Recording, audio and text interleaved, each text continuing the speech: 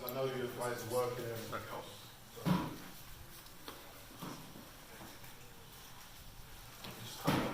Hello?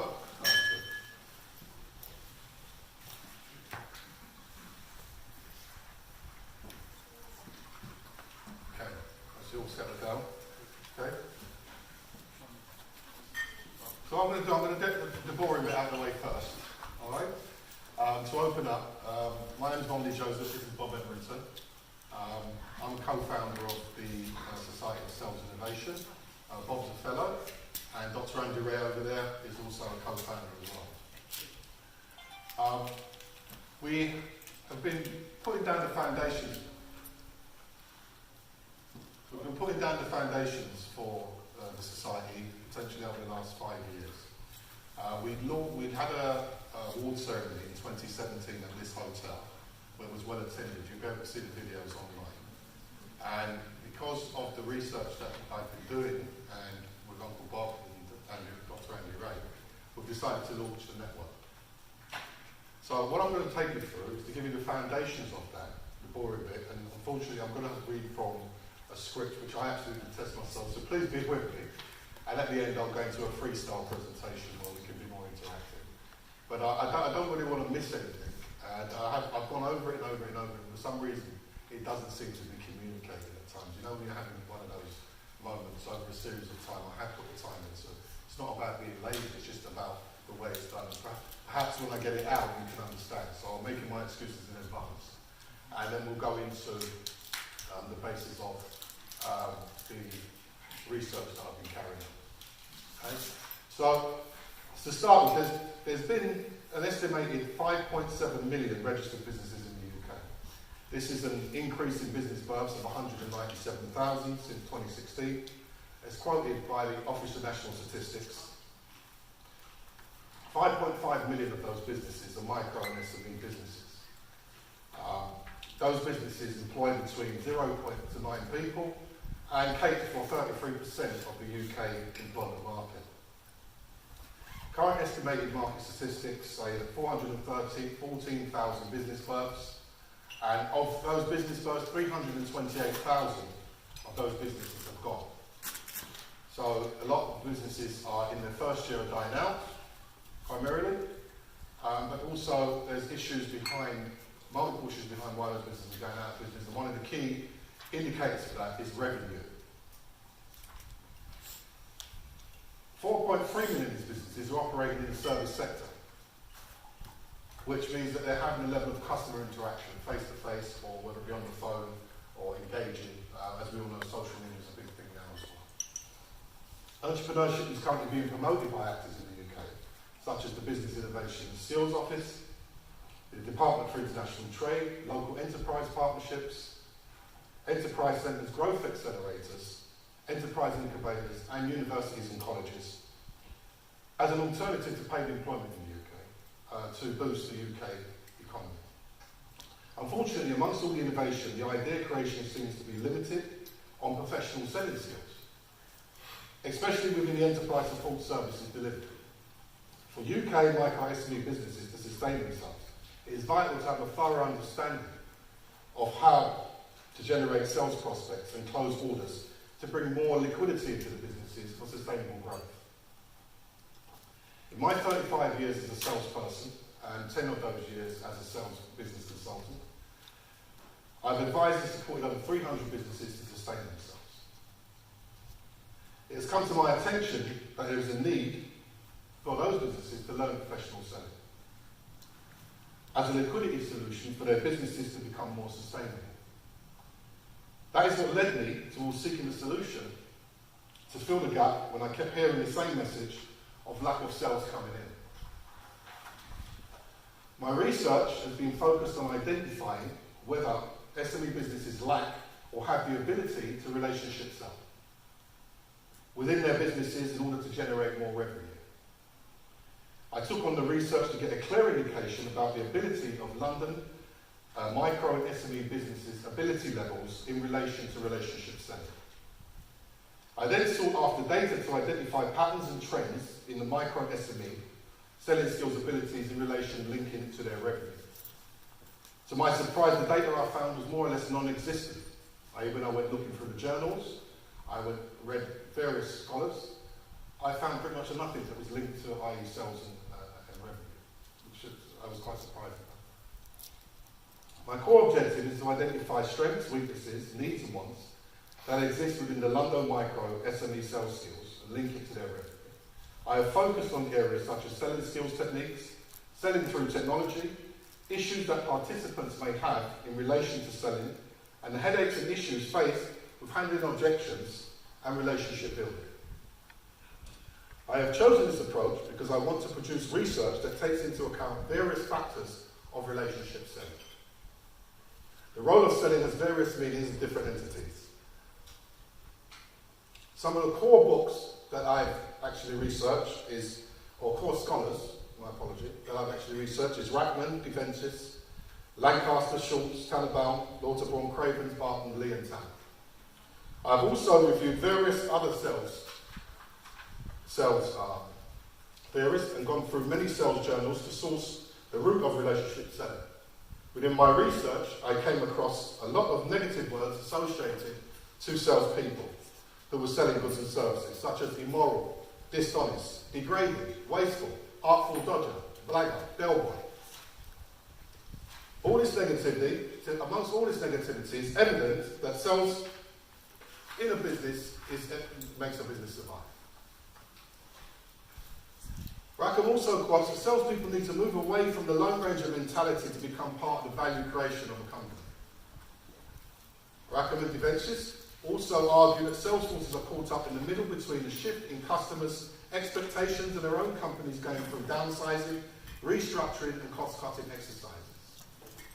Today, a salesperson needs to be a communicator. This would include digital skills rather than manipulator in modern terms, selling as the art of communication wrapped up in value creation determined by specific customer needs. Selling has evolved from a period in the mid-1930s, which we focused on selling at all costs, into marketing period with the customer orientation approach, where we then moved into the win-win value creation approach. The partner approach requires a salesperson to engage with their customers to the point where the relationship shifts from benefits accumulated to the company to actual relationships overcoming conflict situations. To date, there has been limited research completed on salespeople in relationship selling roles. Although sales research has moved on from being descriptive and normative towards a positive school of thought, researchers are seeking alternatives to explain the detailed heterogeneity markets where buyers and sellers are both active. When consumer markets need to foster relationship bonds that lead to repeat business, many of these arguments are still rooted in a quantitative approach, rather than a qualitative research, which is what I seek to address. I'm looking for the underpinning values of what makes the emotions tick, the reasons behind building that relationship, as I'll tap into a little bit later. I'm creating an argument that relationship selling focuses on long-term interaction leading towards the emotional and social bonds. Applied correctly with micro and SME businesses, this will increase their sales revenues. We also have an ethical issues, which is the big thing right now in selling, which is sales ethics is an area that has not been meticulously researched and can be difficult to obtain information from salespeople due to them an attitude that has manifested amongst many salespeople. This could be due to salespeople having had negative press over the years for bribery, deception, hard selling tactics, pyramid selling, and that amount to fraudulent behaviour. Some would say people have brought this bad feeling upon themselves due to unethical behaviour of some salespeople and mismanagement for them to perform ethically.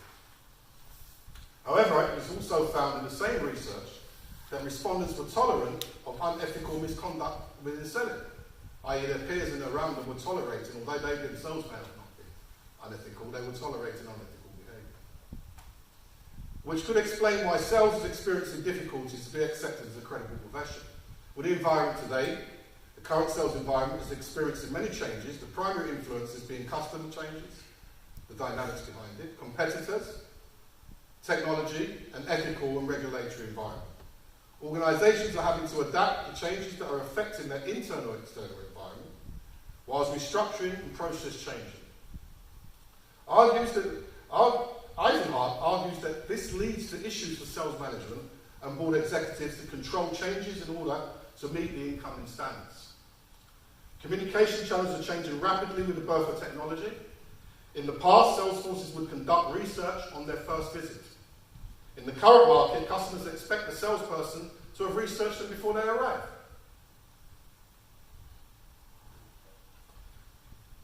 They have conducted research about them prior to their initial meeting. It seems, from literature reviewed of my current primary research, that many sales companies are struggling to leverage their sales force into providing actionable market intelligence. Market demands have placed an additional burden on salespeople to deliver quality whilst keeping up with their workload. Technological changes such as Salesforce automation that focuses on the administrative chores and CRM that focuses on data management with strategic planning are forcing salespeople to do more in less time whilst adjusting to the rapidly changing environment. Salespeople are now expected to be a relationship manager. Gone are the days when you just turned up and closed the deal. Research in sales indicates the intended negative consequences, such as poor job attitudes and higher churn rates as a result of organisational shifts towards technological change. Bear has highlighted theory-based methods that address internal Salesforce change dynamics, with the emphasis on managing behaviour and culture within the organisation. Over a period of time, scholars are agreed that further research is needed in selecting and developing salespeople for key areas such as leadership and motivation, compensation and control, technology, CRM, key accounts, and team selling. Scholars such as Liam Tanner are also calling on researchers to bring forth theories and empirical studies to investigate the current issues that salespeople are currently experiencing with the shift towards technological change. It is my intention to highlight these issues from micro and SME business owners who have to operate within the ever-changing sales environment and the legislative framework. I have sought to identify the specific needs in relationship selling to provide practical solutions to deal with these needs. In a rapidly changing technological environment, it is essential for a business owner to have a clear understanding of what relationship selling involves. Also, business owners need to be aware of the ethical demands that are in place while selling and engaging with customers. Micro and SME business owners have to operate within a fast-paced, dynamic sales environment, and many fail due to their limited sales skills, knowledge, and underdeveloped competencies, not only in sales but also in the day-to-day business operations. It is my opinion that relationship selling is a vital tool for businesses to succeed in a highly competitive business environment. Thank you for listening to that bit. Now I'll fire it up a bit to you. So, how many of you in here have actually studied professional selling? Okay. Someone? That's all, I'll have to share it. All right? One. Okay, how many of you in here actually work in a customer engaging environment? Okay, that's about right with the odds. So, the point I'm making, if you think about it, a barrister, okay? A doctor, an accountant. Would you go to a barrister, a doctor, or an accountant if they were not qualified in their subject? No. But yet still we seem to believe that we can get up and sell just at the blink of a hat. We take it for granted. We think it's just about going and talking to people. You know, I've seen salespeople over the years, and I've said to them, what was they're doing lots of deals, and I say, what was the process you took them through? What was the psychological process that you took them through? I don't know. I got the deal, though. Well, yeah, you got the deal, but what led towards you getting that deal? I don't know. So really, it's instinctive. And if it works, and it sticks, we'll do it again. And again and again, because it works. And we get all giddy doing it until one day, it doesn't work and we wonder why. Now, when a barrister sets his case, he sets a precedent. If you was going and you went to court and your barrister did not lay out your terms legally to you, did not set the precedent for your case, I think you'd be rather worried.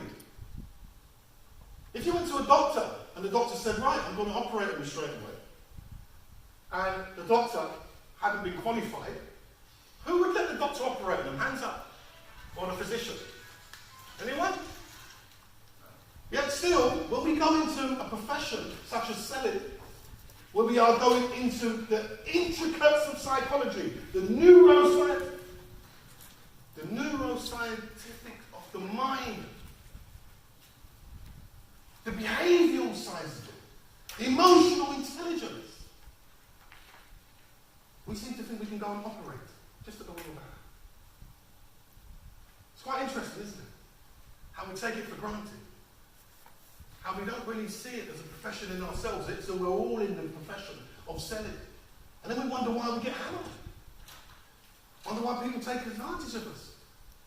Now, organisations in themselves, they love them, they put on training, and they put on these fast-track programs, which is all wonderful and great, but what's underpinning those training programs? What's underpinning your development, your process? How is that measured?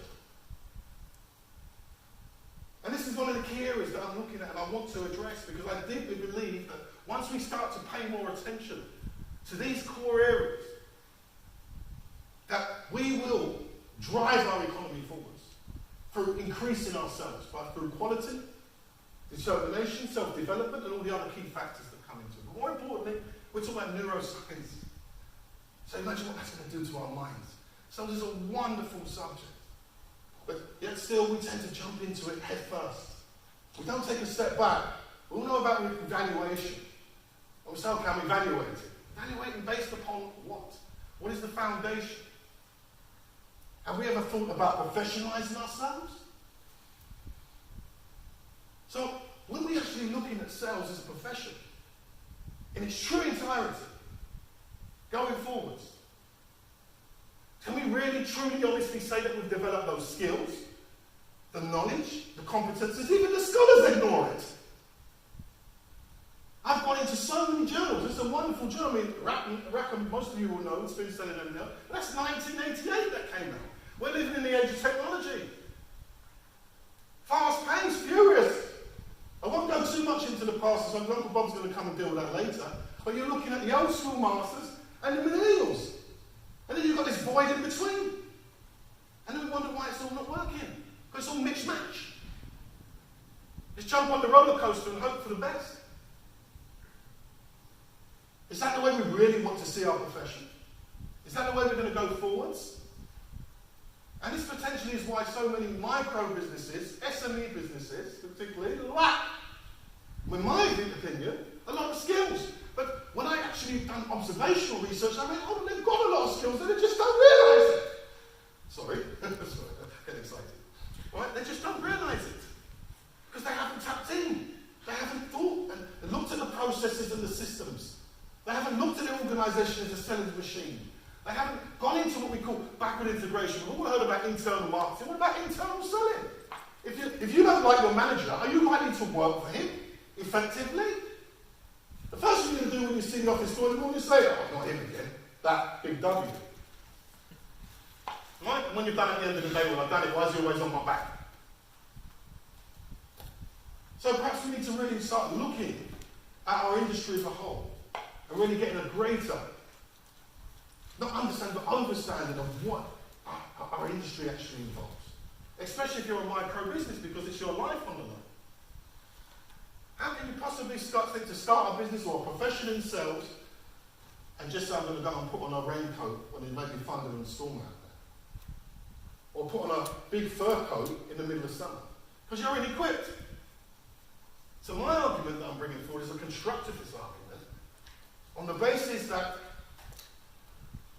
we have these innate skills within us as human beings. We interact all the time, from a child right upwards. We interact.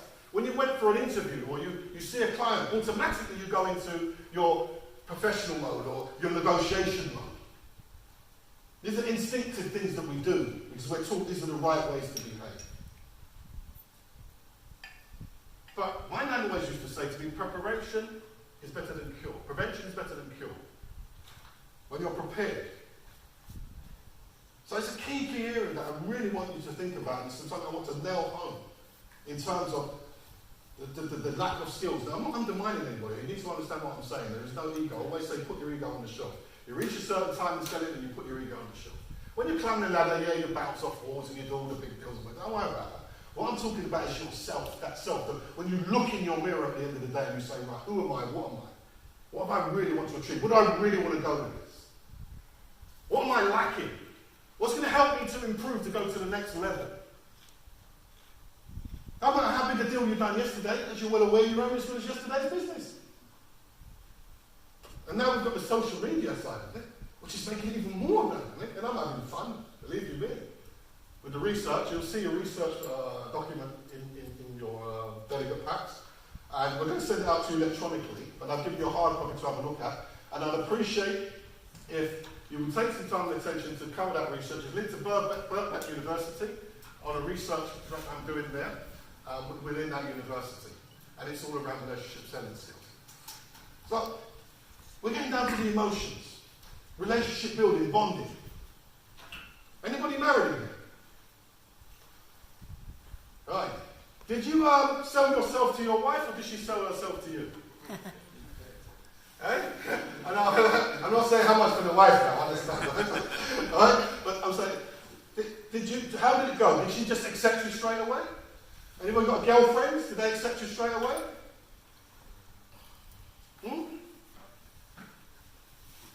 Right. So when you meet a customer or a potential client, what makes you think they would accept you straight away? What makes you think you're not going to have to work towards that client amongst all the competitivity out there? Let's start to really understand what the market's doing and understand where it's going within the dynamics of what's going on. Sales psychology. How many understand the concept of sales psychology? Right? If you take anything away today, that's the key indicator I want you to take away. Even within the social media, don't think it's not there. Okay, I speak to people all the time on social media. I don't need to do that because I can do it through social media. I say, great. When you get the leads and you get the prospects, what are you going to do with them? Do you still not have to speak to them? Are you not having to link them up and close the deal at some stage? So at some process, there's still a human interaction. There's still an interaction there to close that deal. And don't be wrong, I love technology. I think some wonderful things going on within technology. But I do understand at the other end of it, there's also an art and a skill and a technique that needs to be developed. And I find that what we're finding within the millennials and new school, they have all the wonderful technological skills, but they don't have the old school master skills. Then we go back to the old school masters, and they have all the techniques and the arts, but they don't have the new school technology. So as it's coming back to what I was saying, there's a void there. There seems to be a void that's going on. And what we're looking to do is link the two together. So when we looked at a lot of the companies that we researched, and we worked on a project with graduates coming through, what we defined was there needs to be a new type of salesperson, a hybrid, okay, or matrix type salesperson, somebody who understands the basis of social media, as well as the old school master techniques. It needs to be done in a professional, structured way. It needs to be integrated into corporations as well as those individuals starting out in business. They also need to pay attention to that. You're not going to be able to sit behind a computer screen and generate loads and loads of business. That can be part of it. Prospecting, it's a great tool to have. But at the end of it, you're still going to need to get up and close that deal. So we've already looked at that, and we're now looking at supplying to that market that type of salesperson. We've developed sales models, which I won't go too much into today, that facilitate that need, tried and tested. And we've developed a process that does that as well, which I won't go too much into again. Those of you who are interested, if you're interested, there's be a stand outside afterwards. You're welcome to go and put the information there, and we'll take you through it, and we'll give you a free 30-minute consultation in relation to that. I'm happy to do that. Okay, so really, what I want you to take away from today is understand how important selling is. What makes it work? What generates me? Why am I getting up in the morning? What's my drive as a salesperson? What's my drive to go forwards as a small business person? What results do I really want to achieve? And if I want to achieve them results, what am I going to do about it? What are the key areas that I lack, the skills that I lack, the competencies? Because your skills versus knowledge equals competence. But see, a lot of people miss it. We all talk about competitive advantage, and I'm going to wrap up on this and then I'll go.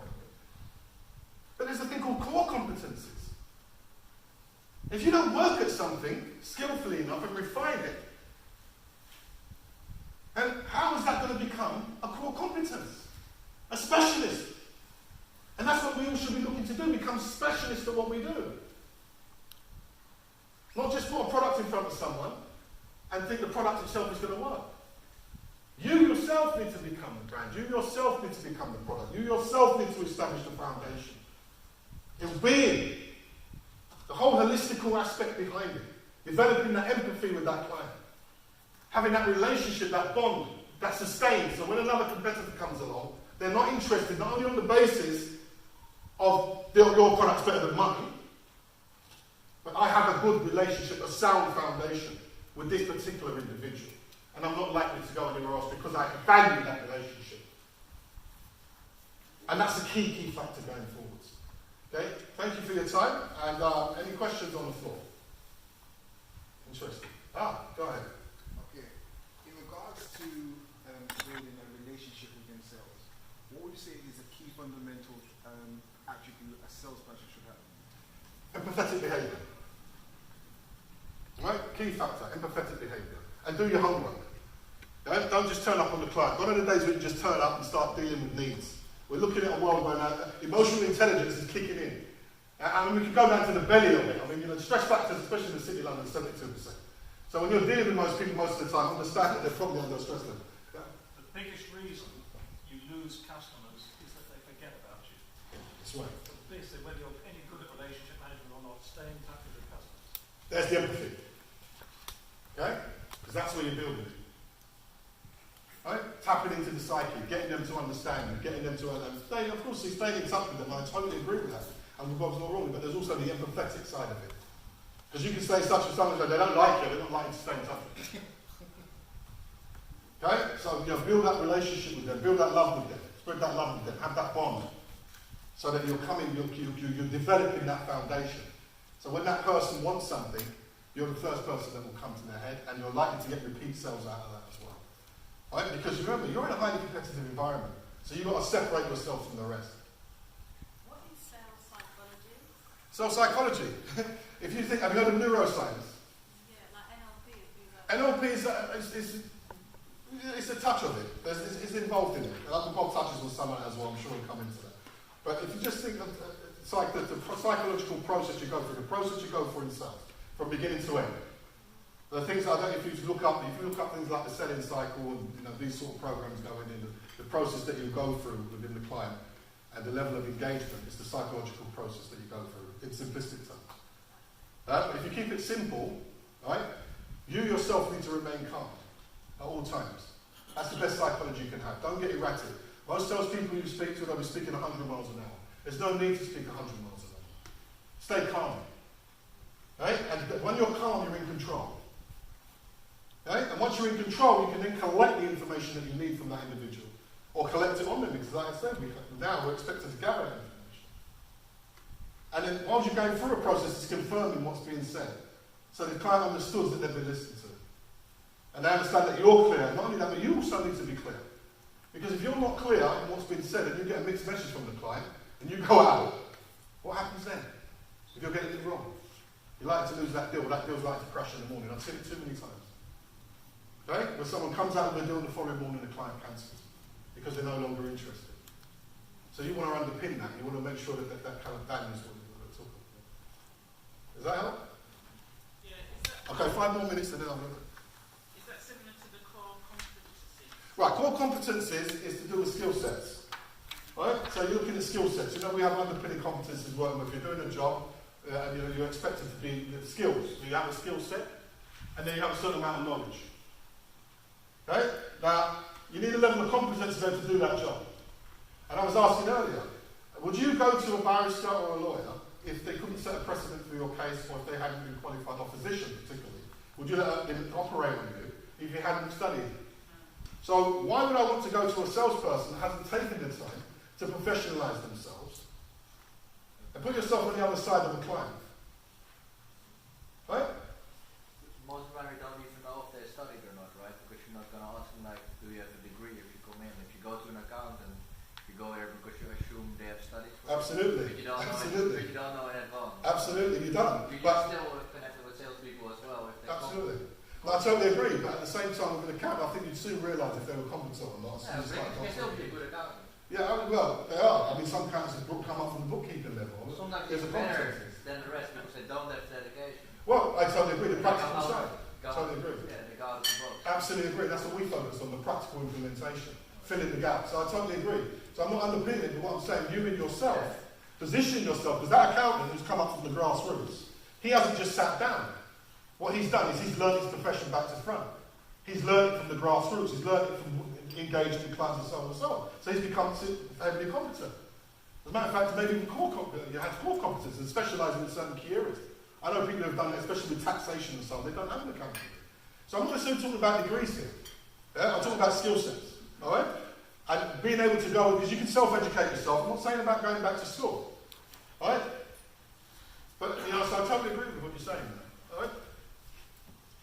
How does someone then, if there's not a degree or a way for someone to educate themselves through a normal practice, how does someone then become a master in sales? Focus on your weaknesses and turn them into strengths. You should know what your weaknesses are, self-evaluation. But also, look at what you need. Study selling. Right? There's enough books out there. There's enough things on the market out there. And there's also more courses out there as well. Look at the academic side, but also look at the professional side as well. Because I've looked at both. And believe you me, they are different. Completely different. And at the moment, the vocational academic side is catching up with the professional side. In a big way. Because the market's starting to change. The dynamics are changing. And people now are starting to realise. I mean, in my time, when you started out in selling, you worked on, it was a strictly commission environment. Yeah? Now they're employing graduates. Yeah? Graduates associated to sales, going back to the 80s, wasn't synonymous. But it is now. So look at how times have changed. So what I'm saying is a level of evolution. If you look at the 1930s to where sellers come today, it's completely different. So it's understanding that and evolutionising with that change. And you yourself going through that process and that change. With all this sort of technology and as everyone's bombarded with adverts and stuff now, has it become easier or harder to sell? Because there's more tools to reach people, but... That depends on you, surely. Alright? I think it's become more fun. Alright? That's what I think. I think it's more fun because there's more dynamics. Alright, and prospecting for a client now, obviously you've got technology you can play around with it. But like I said, it's very good at generating. It's very good at saving time, how you can have online meetings and things like that as well. But there still needs to be a level of empathy, what we call empathetic behaviour. Tapping into that emotional intelligence. It's a big thing now. Right? Especially the way things are going. You understand, that person sitting in front of you is a human being. And if they're having a bad day, and you come in fully blasted, all guns blazing, hey gun ho hey, that's going out the window. So you need to be able to tap in and really understand, have a human factor in what you're doing. And understand that humanistic behaviour is a key aspect of it. Underpin that psychology. Okay? There's a science in there. And that's where I'm coming from that perspective. Okay? Last one, anyone else? Last one? No? We're okay? Good? One more. What makes people emotions tick in terms of selling? You said that at the beginning, so I'm just wondering what it would be. Personally, right, I think people are motivated by the expectancy levels, what they value they place at the end. So motivation times expectancy will equal value. Alright, so it's how you motivate them, right? And motivating them doesn't mean just pushing your product, it's actually listening to them. You have 2 ears, 1 mouth, use them in that order. And there's not enough of that. The observational research that I've done has been a lot of talking. A lot of talking and not enough listening. And the key area is really you need to tune in and listen to your client. Make sure, it's like when you go to a doctor, if he just said, here's a tablet, you walked in, you said, doctor, I've got the flu. And he just said, right, here's a tablet, get out. Alright? Well, I've got a solution for you. here you go, and started pitching you on all these different remedies, would you listen? Right? If you went to a barrister, and the barrister didn't set the precedent, didn't find the case to give you the confidence, would you listen? So what I'm saying is underpin what you're doing. That's the key behind it. Keep it simple. It's not overly technical. Keep it simple. And be fair and be ethical. Because then you find you will build that relationship and it will open up doors after doors after doors. Think of it as you're grooming and you're nurturing. You're planting a seed, you're nurturing that plant. And it will bud. And when it buds, eventually one day it becomes a plant. To eventually becomes a tree. And that tree has many branches. And this is what we're talking about, networks and nodes and all that, which I haven't gone into today. But networks is a whole new fantastic area in relation to selling, especially if you're tapping into it. Okay? Thank you for your time. Much appreciated.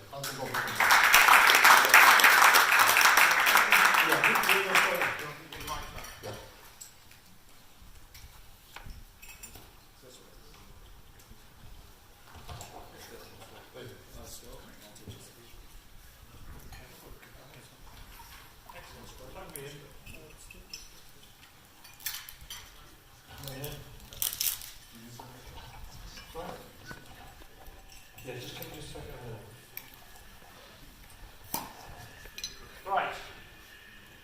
Yes.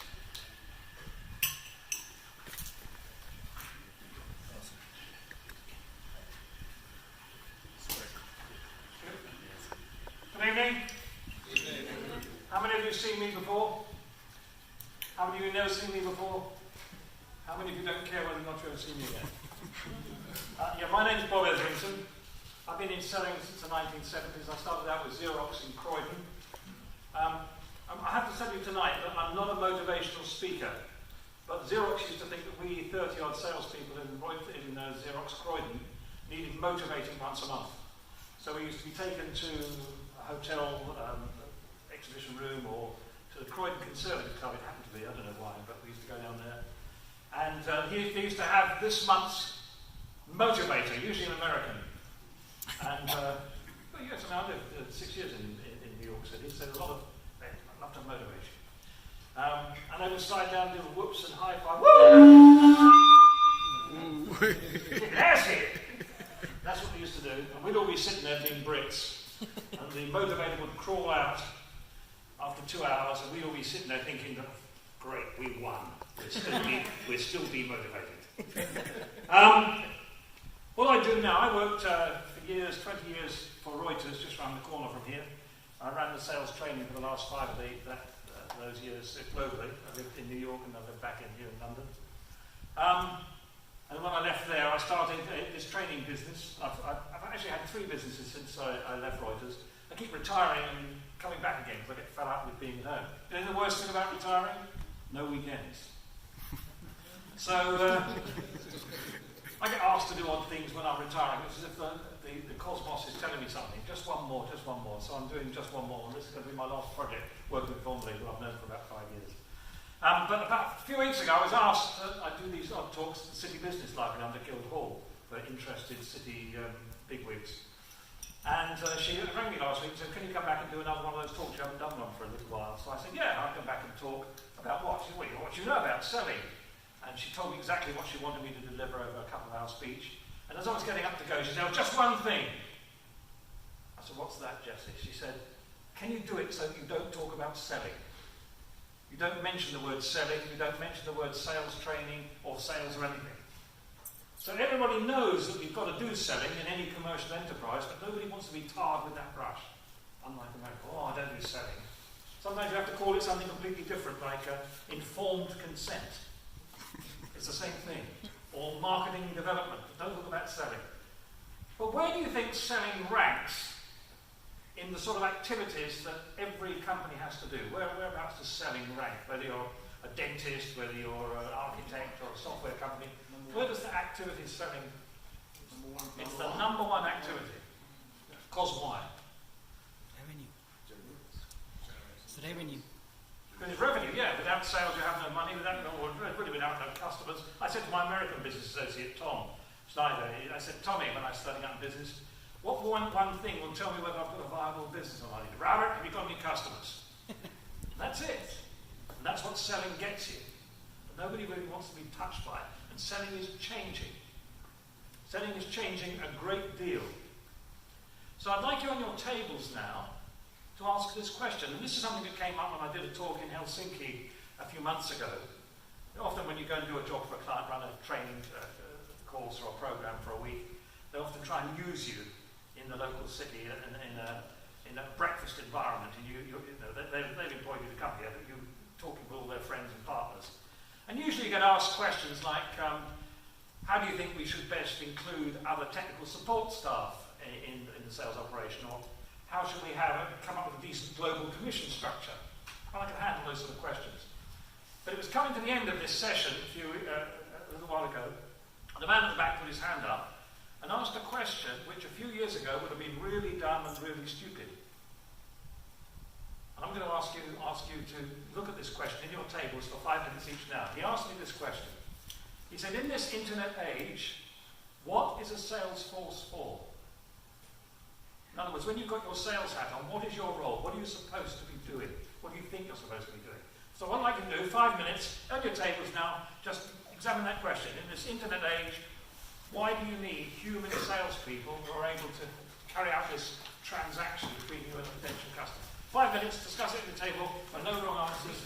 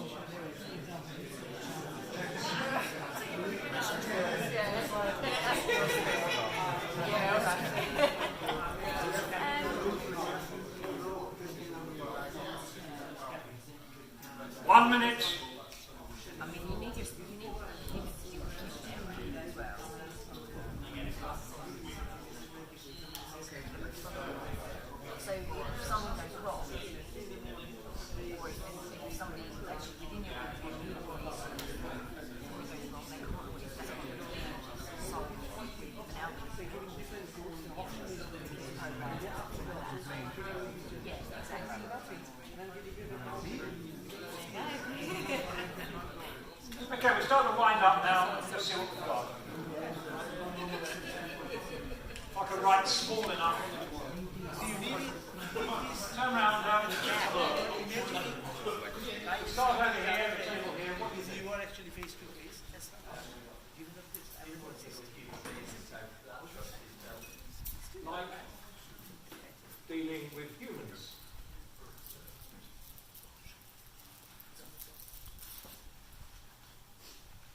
Yeah, anything else? I think I also said any sort of low items like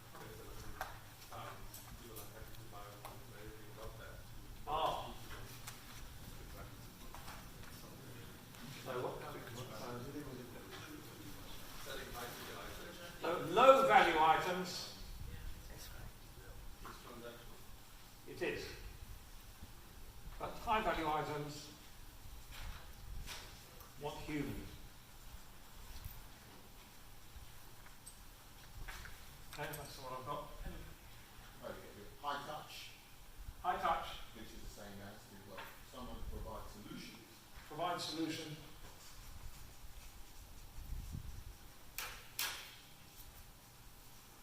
Someone to close the deal. Close the deal.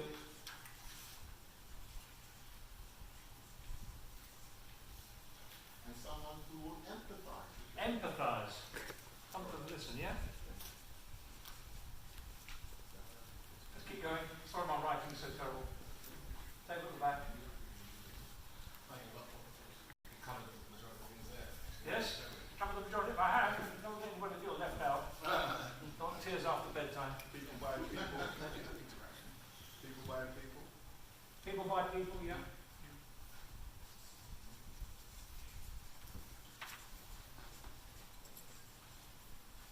Okay. Also knowing the subject of your product. Sorry? Product knowledge, knowing your knowledge. Product knowledge, Telling people communicate the product knowledge.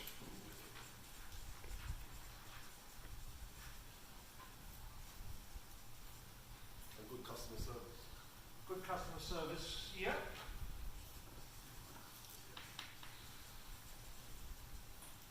Talking earlier, you said, how do you build customer relationships? The gentleman was over there. Best salesman in the world, apparently, in the American Guinness Book of Records, was a guy called Joe Girard, who died recently, a car salesman in Milwaukee. Remember Joe Girard? Yeah. And do you know how he became the best car salesman in America? He employed 5 women, and all they did was send out postcards to all their prospective and past customers, and on it was written 3 words. Do you know what it was? We like you. Send them out every month, sales went through the roof. We tried it in one of the companies I owned in the last few years by buying cartoons offline, sending a nice sort of funny cartoon on a postcard to people every month. It worked just the same. You can't tell the Brits, we like you, oh yeah, right. If you send something in a cartoon, clearly branded, a little postcard, worth its weight in gold every month, and that's $3,000. Is that not automatable? Sorry? Is that not automatable in a sense? Yes, it is. You go to your printer. You can find there's a company called cartoonbank.com, which is a big archive of all the cartoons that have ever been in the New Yorker magazine, ever been from American New Yorker magazine, and you can search it like Google, search like data feeds Christmas, and it'll find you 5 appropriate ads. You just get your print. You can download so many copies of the ad. Your printer can take those. If you give your printer your address list and those postcards, you can brand things, so it's always yours. People put them up, that's funny, that's funny. So they go up on the wall, like Peanuts cartoons and things like that. They really work well. So Joe Girard, well done. Right. Corner over there.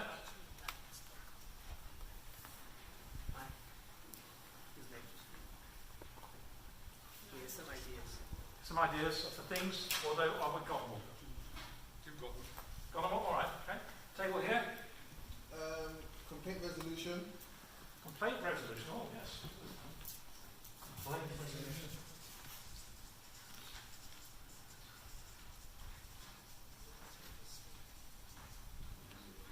Having an emotional intelligence interaction. Emotionally intelligent, yeah.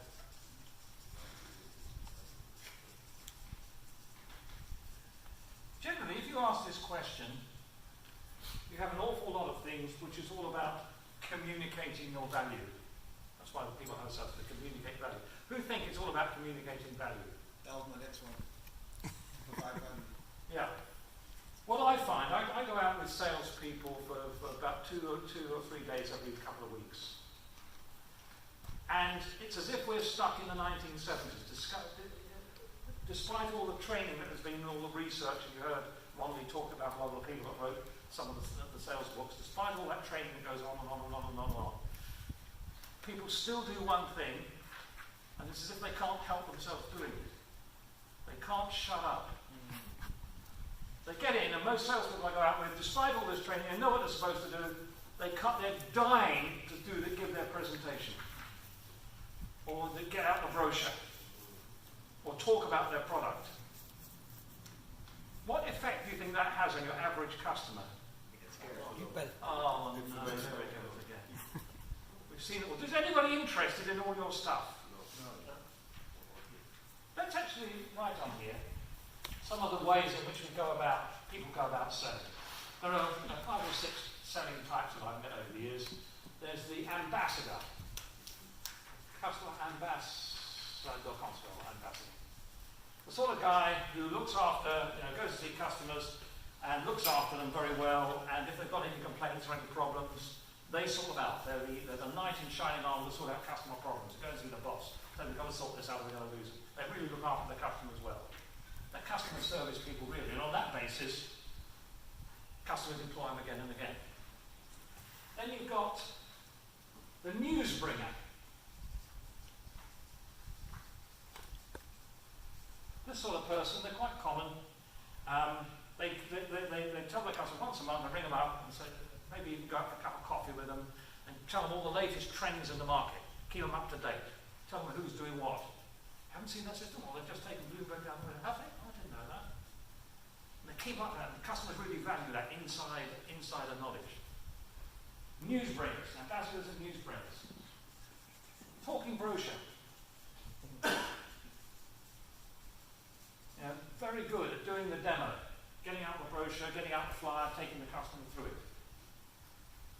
What about problem solver? Problem solver. Somebody goes in, the customer says we've got a problem, they come up with an answer to it. Strategic changer.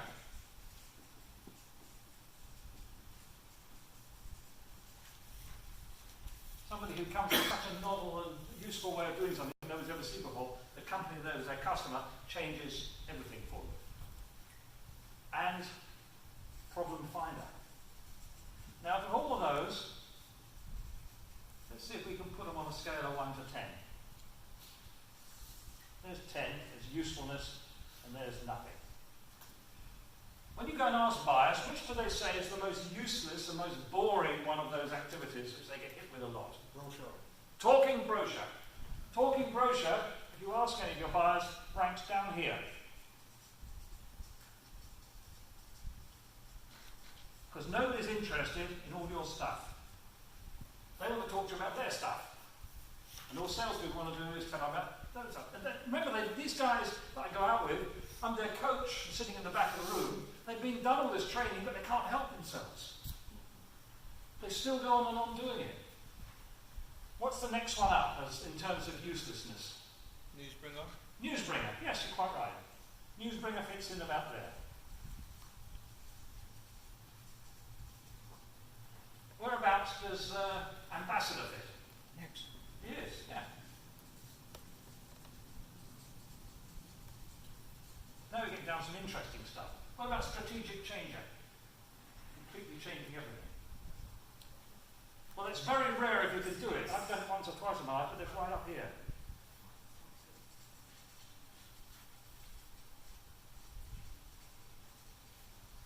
And problem solver, or problem finder, is here. And problem solver is there. So these days, So what's problem finder? problem finder is where a customer says, you ring a customer up and say, yeah, you ought to come in because I've got a bit of a problem at the moment. I wonder if maybe your company can help me fix it. So the customer's identified a problem, doesn't know what to do about it, calls one of the suppliers in. Isn't it much more that the customer isn't aware of their own problems, but you are the one facing them on the issues that they have, while they're not aware? No, often they don't know what to do next. customer had actually, he's sold the business now. But all I had to do every month, every year, he'd bring me up once a year. He lived in Jersey because he's a very rich man. He used to own a drinks logistics company. And all I had to do, and he paid for it, was go and have lunch at a nice restaurant in Kensington. And he told me all about his problem. And I had to sit there for an hour and a half eating my lunch going, really? I don't believe it. God, so then what happened? No! Did you sack him? I sat there for an hour and a half, 2 hours doing that with his name is Nigel. I'm not going to give you his second name, but bring him up, is it all true? He used to say to me, it's so good going out with you, you know. You always come up, I hadn't done a thing except agree with him and say, oh, you know, sympathise with his problem. Is that really a problem finding it? Oh, sometimes it was, yeah. I used to just say, well, why don't you move this man to there or sack this guy? It's easy if you're outside the company, make these changes. But nowadays, what people will really like, well, see, on the internet, everybody looks the same. And they're all making the same wild claims. You know, we are the best in the market, we're the biggest, best value for money, skip intro and all these other things which nobody's interested in. So it's very difficult to differentiate yourself in the marketplace. And what people value most of all, and I have to do this for a living, they value this person here, this person who makes the customer say to himself after they've left, you know, that meeting with that sales guy was so valuable, I should really have paid him for his time. I woke him up.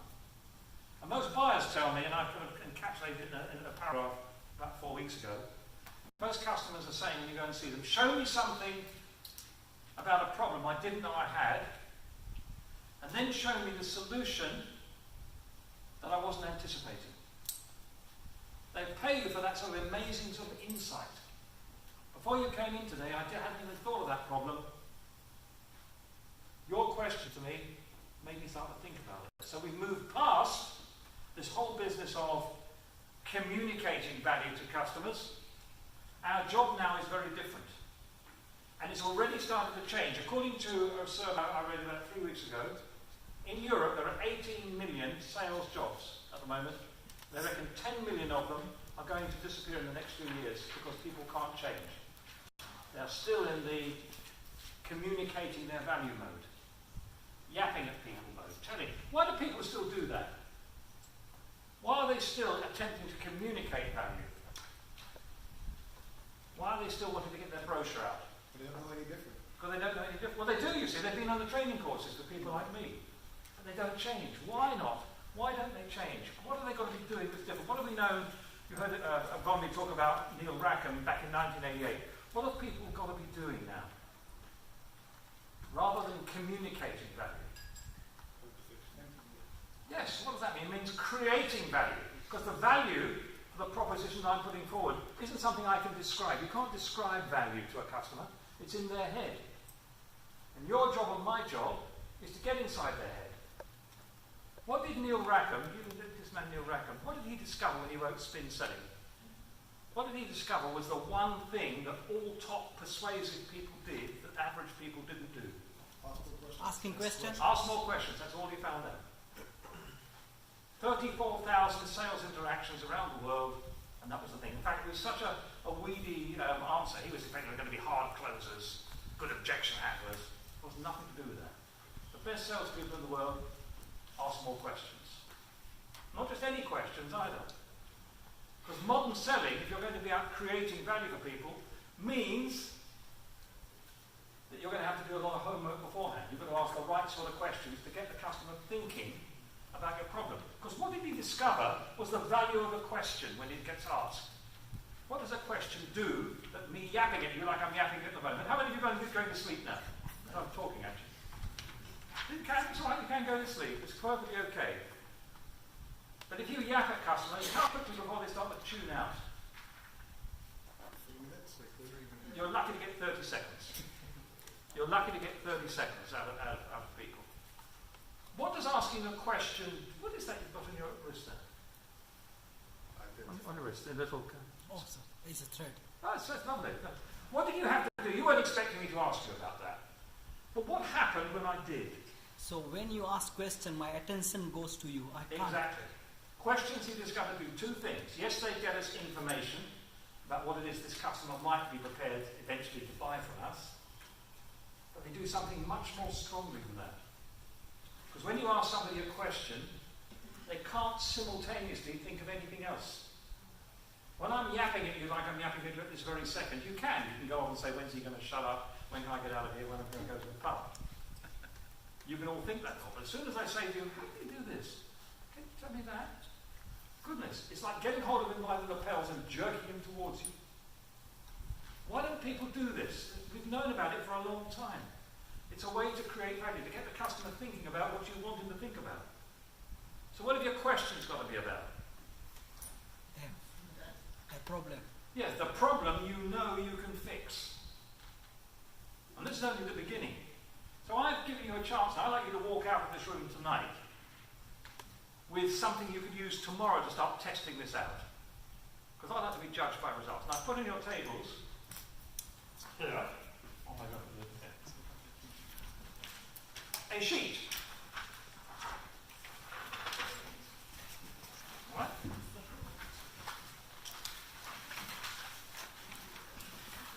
If I can get one thing across to you tonight, then I'll be pleased with myself. There's 3 circles on this.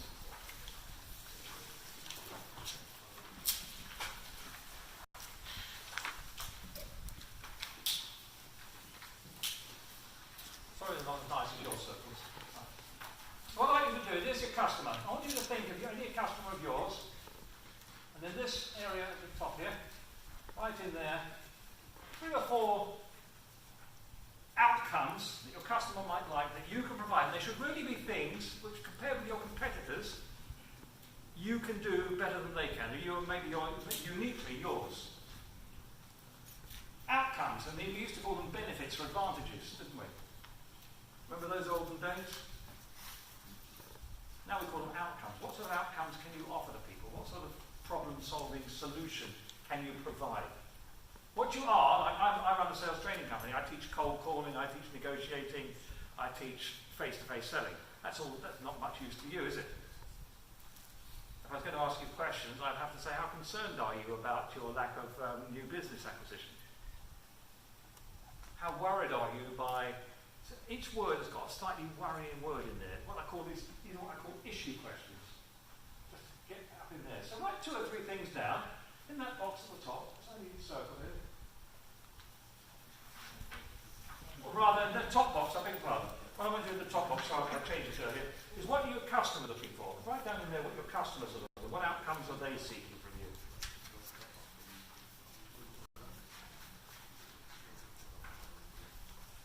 There's only your notes. My customers usually want more sales, a fearless sales force, people who don't mind picking up the telephone, more money in the bank, less staff turnover. But what do your customers want? What outcomes are they looking for?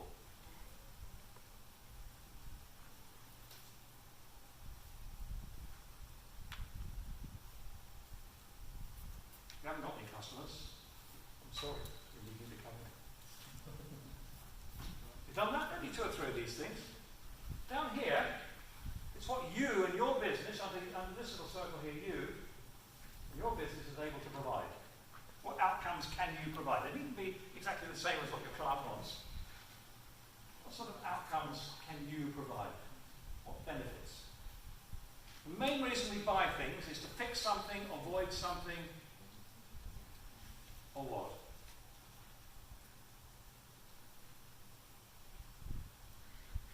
So what would you say? You might repeat that one again, please? Yes. What you're doing is it's what you can provide, what you're set up in business to do. Whatever you're doing, it's got to have a benefit. It's got to fix something. Fix, accomplish, avoid. This is why people buy things in shops, in cafes, in restaurants, and from me. They want to fix something, want to accomplish something, want to avoid something. It's always a bit of a problem, an issue, I call it. What do you do? I mean, I'm a small training company. On purpose, I'm a boutique training company. I don't want any more staff, so people know that if they engage me, they get me, and not somebody off my list. There's a market for that, but I want to be at the Bentley end of the market. choose that position. It's very lucrative to be at other ends of the market, but I choose to be that person who will come in and do work for you. And so people who want that sort of attention, I'm great for them.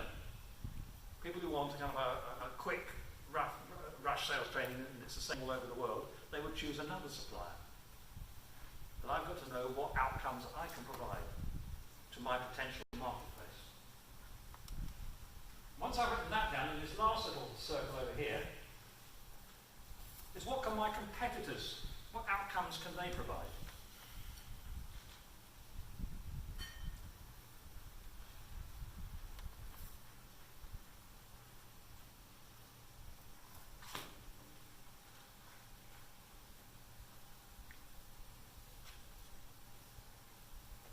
Now what usually happens in most markets, you see this little shape in the middle here, this little thing here. Nice and neat one.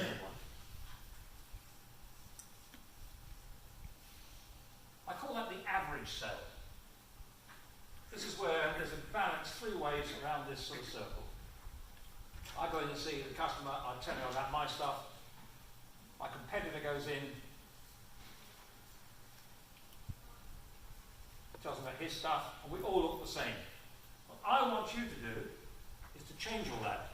I want you to think of yourselves, see how you can best sell what is your unique capability.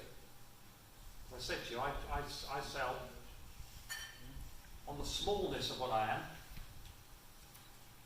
the tight relationship, the fact that wherever it is in the world you will get me to come and do the sales training. Whereas that we call the average sell, this one is the heart sell. And this is where I do things, I can give outcomes in areas that my customers are seeking. I keep the conversation going between those two things and my strengths. And it's easy then for me to see off the opposition if I get that conversation going. I get conversation going which are never very happy. Vonley mentioned going to the doctor and him sort of dismissing you. People want to share their pain with you. What you've got to be is to start to be a torture. You've got to help people down that road. And you use little words like, how worried are you about this? How much of a headache is it for you not to be able to do this? How concerned are you? People want to be concerned. You don't want people to talk about their problems. You don't think people do talk about their problems. When you get in the check-in line at Heathrow, believe me, people in front of me always seem to have endless problems that have got to be fixed before they can get on an aeroplane. People love to tell you about their problems. And all the evidence is the longer you can spend talking to a customer, asking him questions about problems you know you can fix, the more likely you are to come out with a sale. The longer the investigation zone goes on, with the customer, you encouraging the customer to talk about problems, the more likely you are to get a sale. If you don't believe this, if you go into Selfridges on Saturday morning and you see all the ladies on the makeup on the ground floor, and they're doing free makeovers for ladies.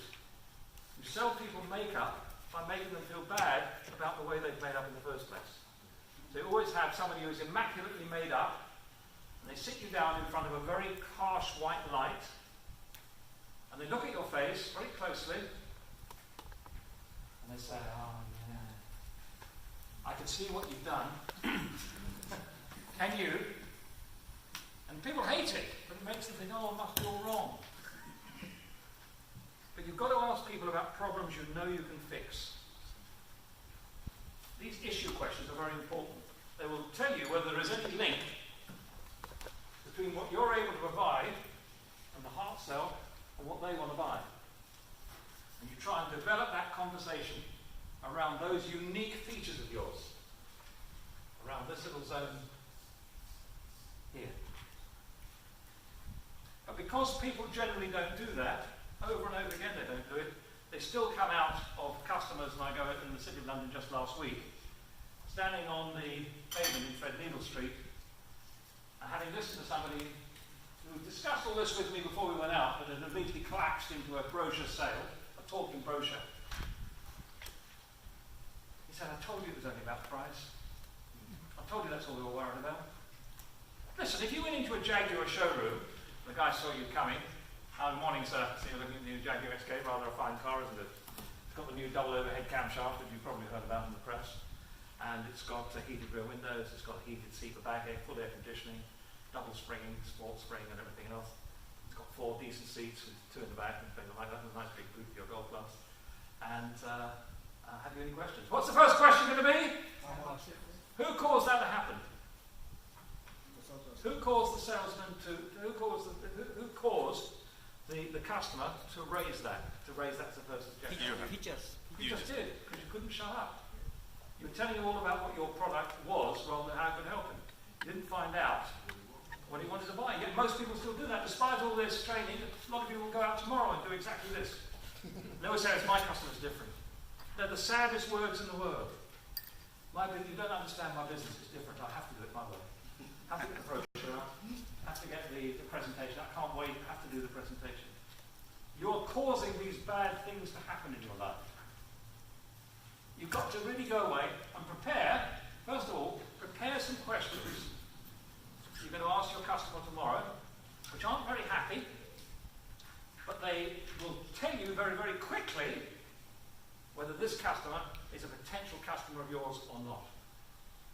And they will love talking about their problems and the fact that you've spent some time asking them about the problems and worrying about them with them.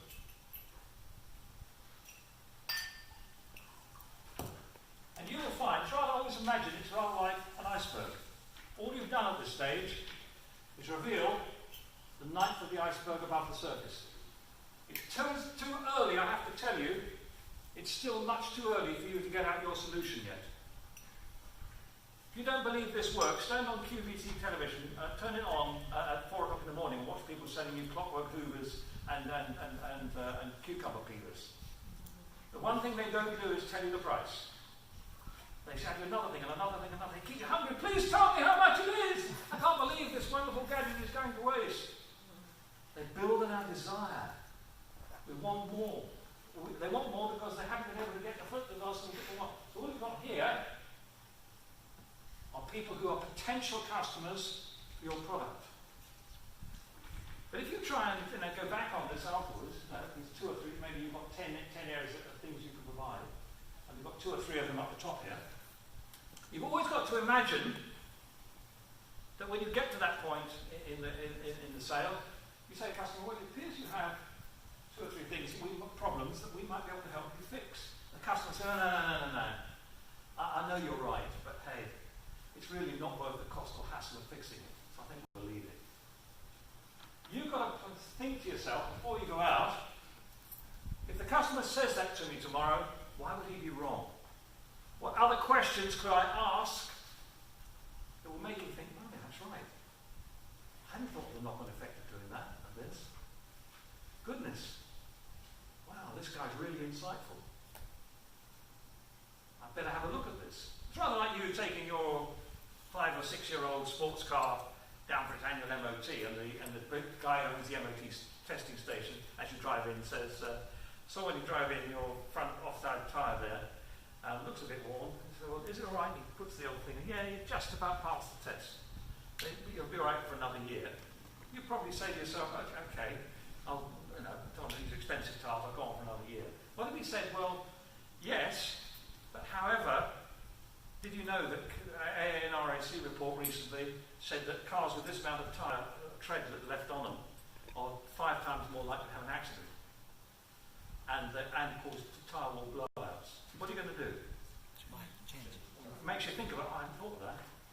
I hadn't thought of something else. And that's your job. These questions about consequences are the most powerful and persuasive questions you can ask.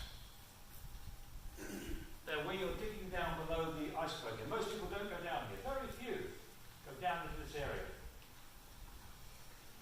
So you ask your initial questions about, find out what areas you maybe you've got something you can provide in an area your customer wants it. It's too early to go and sell them yet. So what you do is raise the consequences. Now what I'd like you to do, having done this little exercise here, you know how you maybe link up with some areas that your customer wants to buy, and you have got the capability. Does it change the story of the way that you see yourself in the marketplace? against your competitors, what story would you write down which focuses on these areas here where you've got something the customer wants, and the customer wants to buy something you've got? Does it change your whole marketing story? Because this is the age of stories. Because when you're eventually ready to tell your customer how you can help him, he wants it in a story. This is the age of story. You don't have to watch some of the ads on telly now. It changes the story that you're going to tell. So I'd like you just to spend a couple of minutes. If you look at the bottom of this sheet that I gave you all, it says there, write the story that tells the story about your company, your business now, based on the work you've just done, by focusing in areas where your customer wants something that you uniquely can provide.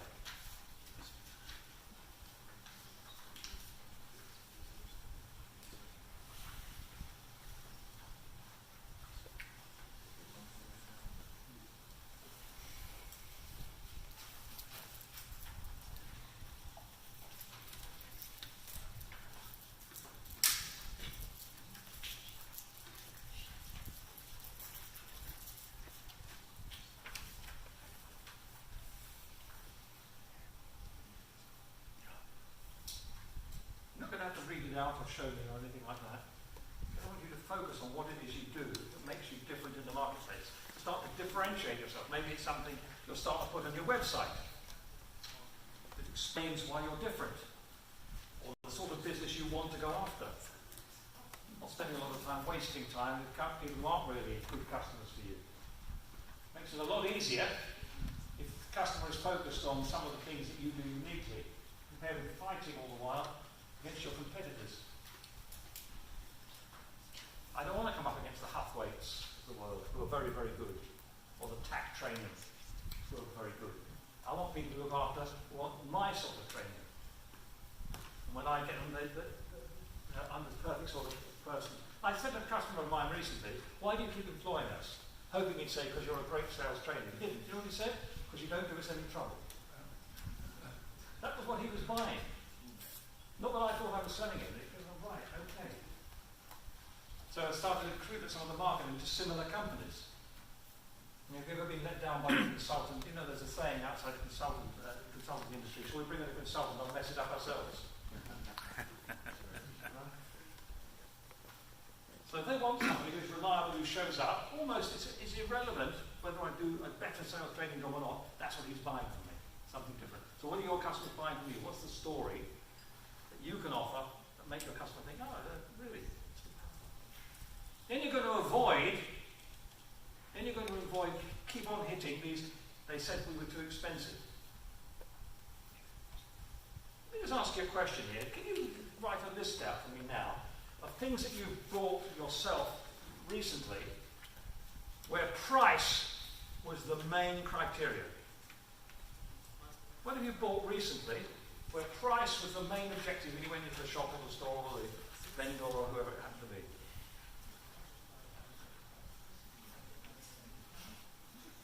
Anybody want to put their hand up? What have you bought where price was the main? Price. Sorry? Oh, what you said, price was the main. Price. You walked into a shop and said, I want to get the cheapest one of these in the world. Whatever it is.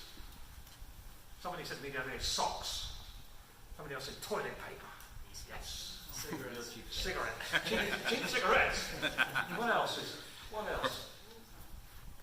And yet, you see, your lists are very short here already. But yet, why do you think when you go and see a customer, he's going to be fixated on price? It's an excuse, exactly. Because what we all buy when we go to shop, we're all customers sometimes, what are we buying? We're buying value. We're prepared to pay more if it's something of value. So your job isn't to communicate. You can't communicate value. You really can't. I said this earlier on. You can't describe success to somebody else because success is in their head. You can only do it with your questions, so guide them down that road where you want them to be. So at the end of it, they think, really? Can you provide that for as cheap as that? I don't believe you. Wow. So what do we get for our money? That sounds really good. This is where you're going with this stuff. This is what I call hard selling. We've gone through hard selling now. We've done all of that. Hard sell isn't what we're after. We're after to appealing to people's emotions, to finding problems they hadn't seen before, to asking the right sort of question, so that whatever price tag you've got on your product or service, you don't think it's a barrier. Always remember this moment in this room in Blackfriars where you couldn't come up with a long list of cheap things. It's not what we buy. We are prepared to buy and spend money on things which we perceive as having value. Any questions? Sorry, I was just yakking on the gym. I think it's very industry related what you say, right? Like if you some things are just like really cheap and it's all about margin what you're buying. It just depends on the industry, and some things are really complex and added value is more where it's about. Absolutely right. It's about like importing screws or something. Like something really easy. It's all about like the price. They all do the same job, and just about what is the cheapest one and like how long will it last before we replace it. Well, do they? I mean, I do talk about screws. I get involved with a theatre down in Bromley during the week, and we've just suddenly discovered that all screws aren't the same. And we found some really the double helix screws that screw into wood really quickly, so we're prepared to pay more for them. So one screw isn't the same as somebody else's screw, and we've discovered that the hard way. But it's, you know, this is again something you've got to look at. Is that most people think the price is the big problem. The price is always an objection, which it is. However, don't get hooked on it.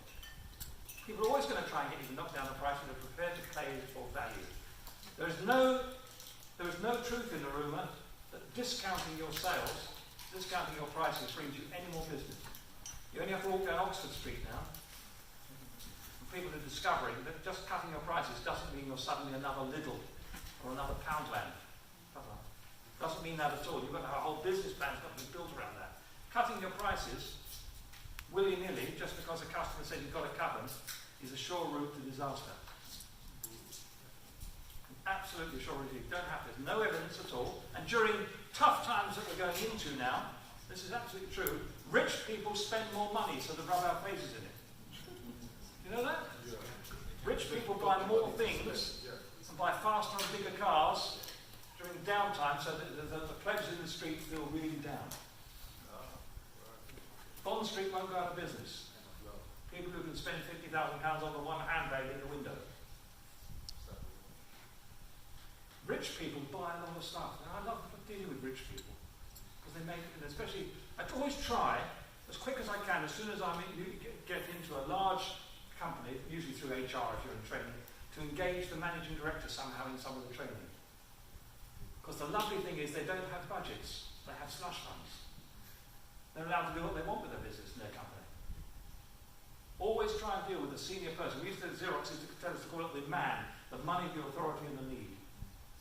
If you deal low down in the pecking order, you're going to be there with budgets, and I don't want budgets.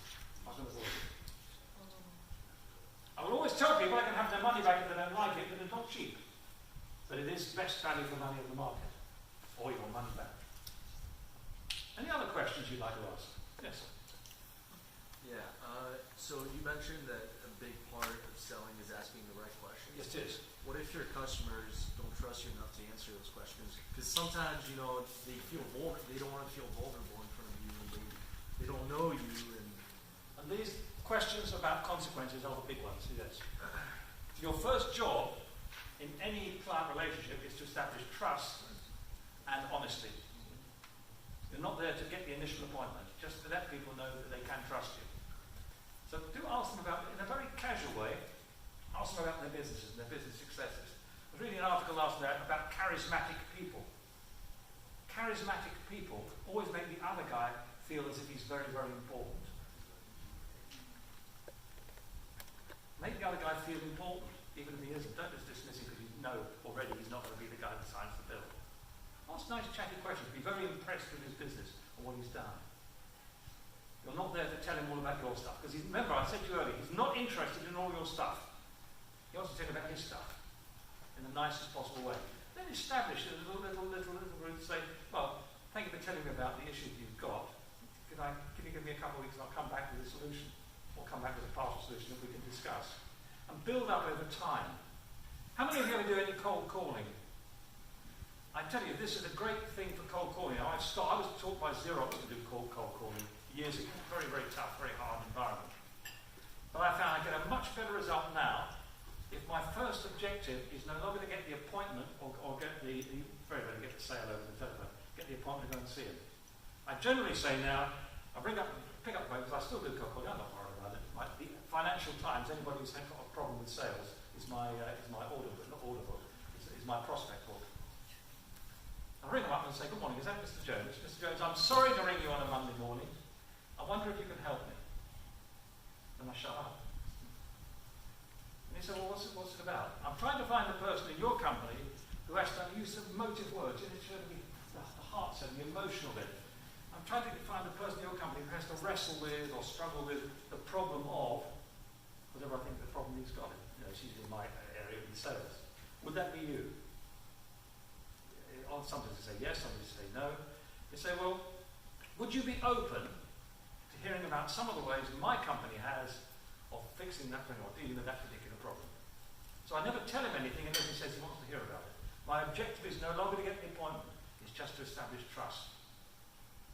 A bit of honesty. And if he says, no, I'm not interested, I haven't got time, I say, not a problem. That's not a problem at all. I'll give you a call back in 4 or 5 weeks. Put the phone down.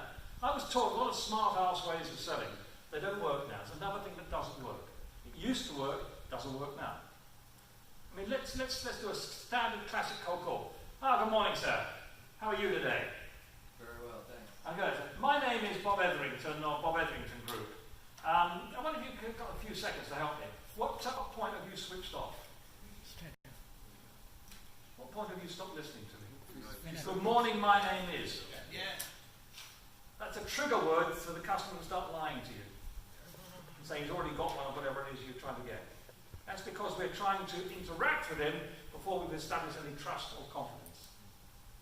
So those first few calls should be very, very soft and gentle. And you don't tell him anything unless he says he'd like to hear about it. And if he tries to put you off and say, will you send me something? Absolutely, not a problem. Can you ring back in a couple of weeks? Not a problem. Will you stop calling me? Of course. I'll ring back in 8 weeks anyway. I mean, no. But he won't remember it was me.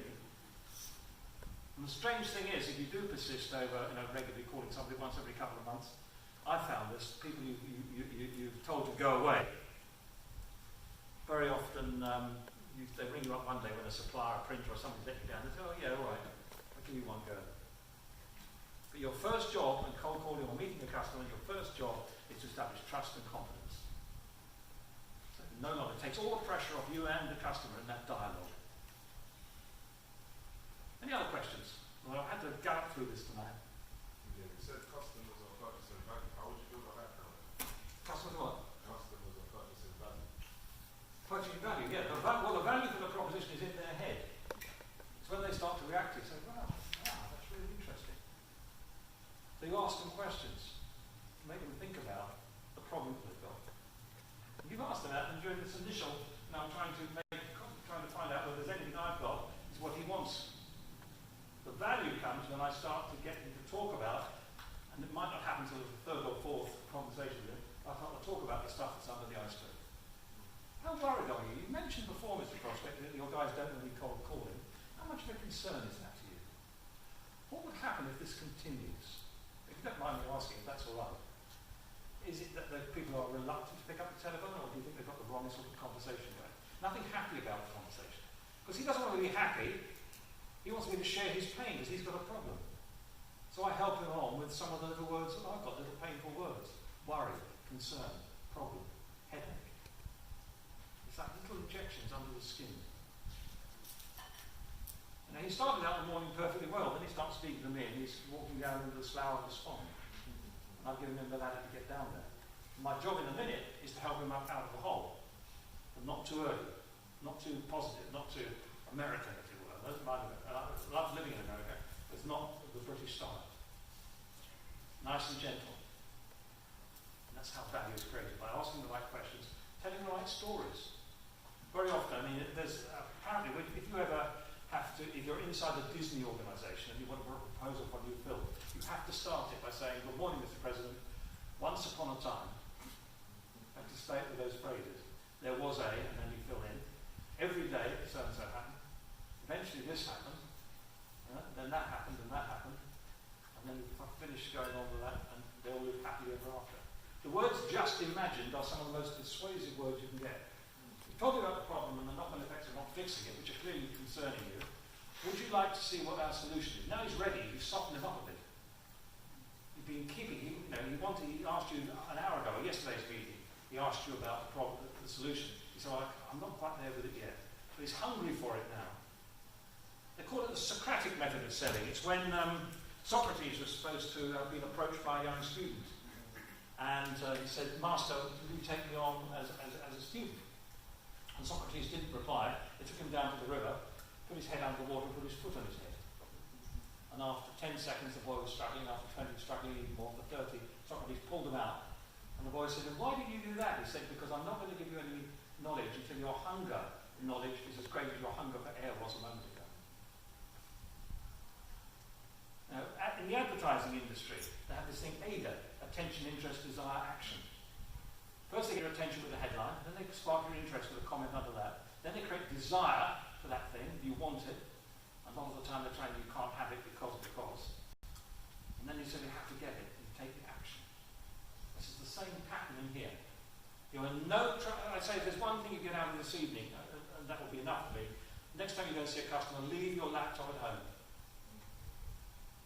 And prepare questions. Don't think these questions are just going to come to you, because they're not. You've got to prepare them in advance. Your first questions, get the tip of the iceberg, and your consequence questions, in case the customer says to you, yeah, it's not worth the cost or hassle of fixing it. What will you say to them? What will you make them start to think about? Just imagine how bad could that get. Just tell me, Mr. Prospect, because I don't know your business. You've got to tell them in advance when you go into it. I always call this the ice model. I've not got time. Right. Go if you like. I'm going to tell you, I've been in 70 years. I don't work very hard. But you can get this stuff right. You don't have to work hard either. But you've got to practice it. I call this the ICE model. First of all, you ask issue questions, all types of questions. Questions about issues that you know you can fix. The customer will sort of, if you've got 10 ways in which you can fix it, it might be the same on 2 of them or 3 of them. Right? Then you ask them about the consequences of not dealing with that problem. And then you show them your enthusiastic solution. It's your story. If you want to put faces on this, that's quite miserable. This is suicidal. This is the first time you lighten up on the sale. You've helped him down that road where he's got a problem and you know you can fix it. Called it the ICE model. So before you go in the morning, go and see the customer, you tell him, he's going to expect you to pitch it in. He's going to expect that to happen. Instead of that, you say, thank you very much for seeing me, letting me in. You didn't have to answer the telephone to me the other day. And what I'd like to do is to see if there is any mutual fit between what I can provide for my company and what you might problem you might want to fix. To do that, I'd like to ask you a few questions. Would that be okay? If he says yes, I say, fine, absolutely great. We'll both know in about 10 minutes whether we can possibly help you or not. If I can, then we can stay and have another talk. If I can't, then I'll leave. How does that sound? And that's how I generally open most of my conversations. Purpose, process, payoff. The purpose of the call is X. The process we're going through is Y, which I'm going to ask you questions and not pitch at you like most salespeople do. And the payoff is that I'll go, if there isn't a fit, if I ask my 10 questions at the top here, I'll leave. Generally I don't have to leave because we've usually triggered on something.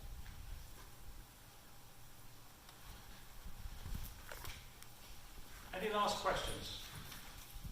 Okay, what is your normal way of preparing? So you said like preparation is key always, and like knowledge is what you need to go to a new client. What is your normal way of preparing, like right questions to ask? Well, I do. I get an A4 book. I know what the question I'm going to ask anyway, but I write the questions down. I don't write a full sentence down because then guy says I've got a clipboard and I'm doing a survey on the high street.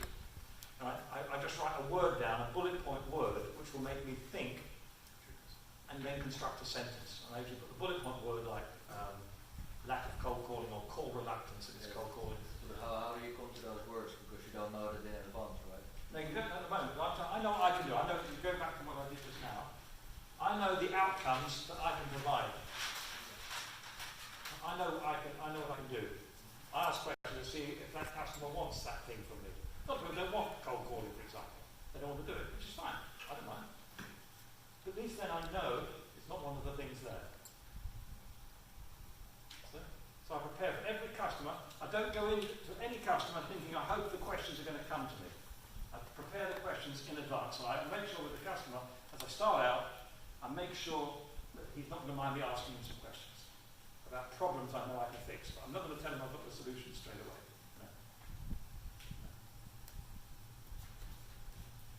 You get used to asking, I find my wife is much better at asking questions than I am. Men can really learn from our wives and girlfriends here. If I say to my wife, have you got a tissue? She doesn't give me a tissue. She says, what have you spilled? No, she thinks it's a question. So it's really a question of stopping telling, and if the customer asks you, can your company do this? Not saying yes or no. But, well, why would I want to do that? Be as suspicious as your girlfriend or your wife. What have you done? What's happened? When a man brings you flowers with no reason, there's a reason. Apparently. So I learned. I've never been a woman, but it was like. But you see, we can all learn this. So it's got to ask. If the customer asks you a question, try not to answer him directly. Try to ask him a question back to find out why he just asked you that question. Can I have it delivered at a weekend? Can it be in red? Can I have it on a 6-month contract rather than a year? The answer isn't yes or no. It's tell me more about it. What do you want?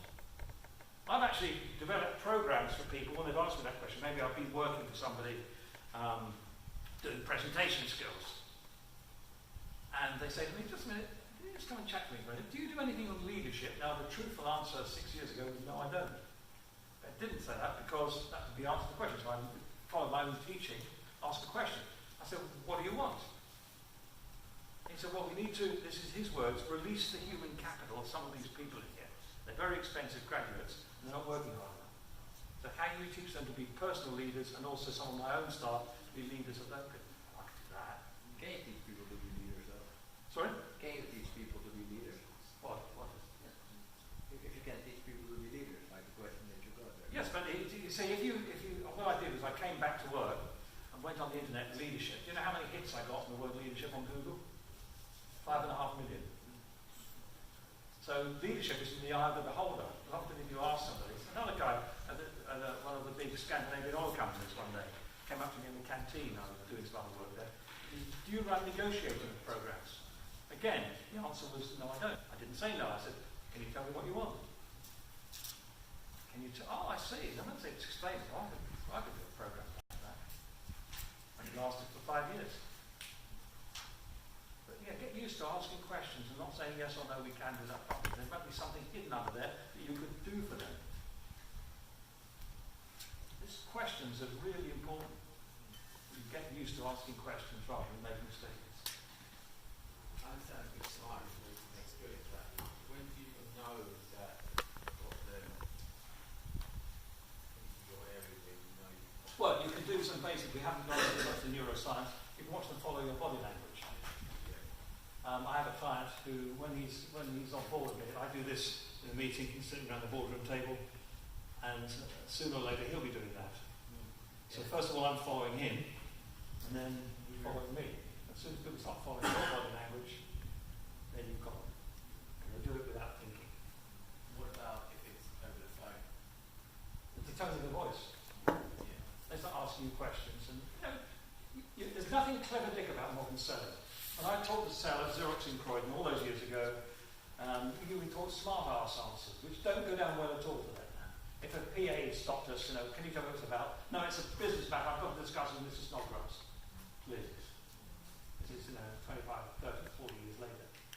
Or somebody would say that our copy machines were expensive, and somebody would say to us, look, Mr. Etherington, we wouldn't be a good customer of yours because we've not made more than 2 copies of anything since last summer. You have to say, as many as that? What a joke. So, but that's what we were taught to say. Nobody wants this sort of smart art stuff. You can't do something, so I can't do it. I'll look into it, I'll find out. If you don't want a brochure from me, that's absolutely fine. Absolutely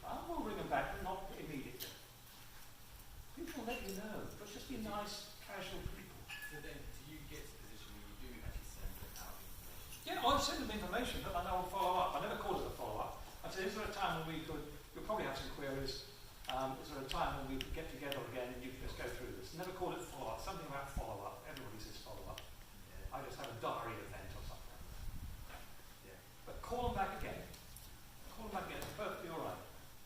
Try this more gentle way of cold calling as well. We've only touched the surface of this tonight. I don't know if I'm banging on too long. But, I mean, cracking large accounts is another level, getting strategically into an account. It's a whole interesting area where you're engaged by an IBM or somebody like that in their HR department or in their small technical department. There's a whole other company out there. There's a big political thing. If you can smash your way through that, I mean, it's great, because there's so many other projects you can get involved in. There's a different form of selling. This is simple selling. This is the basics. One message today is start asking more questions. Which books would you read on sales side? Best, you can buy my book if you like, Selling Skills for Complete Amateurs. But the best book you can buy on selling anywhere is written by Neil Rackham. It's called Spin Selling. It's easily the best sales training book out there because Neil is a very nice guy. All this work was done, not in America either, it was done at the University of Sheffield. He now lives in America. But he did this study, and he's very cynical. I gather from people that work directly for him, he doesn't like salespeople very much, or people who have to do selling. But he sat down in the cold light of day, and I think it was on behalf of Motorola and Xerox right back in the 80s, and did this big 34,000 study, 34,000 sales interactions. And there was only one thing you could take away from it, and that was that people asked more questions. And he built the spin stuff out of all that, and major account selling, and everything else. He did all of that. And it's very good stuff. Very, very good.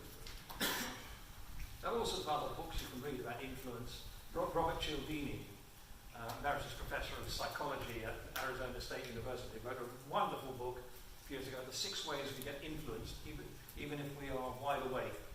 And it's very difficult to resist. One he always points out is every week companies like DFS on Thursday night have a sofa ad on the telly, don't they? It's every week. Every week the sale must end Sunday. And even though rational people know this, they still, what's going to happen? TM Lewis do the same with shirts, don't they? If you go and pay any more than 25 quid for a TM Lewis shirt, you must have your brain tested. But every day the sale must end on Sunday. Must have. So scarcity, this feeling that something's going to run out, is very hardwired into us. And people don't want to lose out. Fear of missing out, FOMO, isn't it now? And that's what they're doing to DFS sofas, TM Lewis.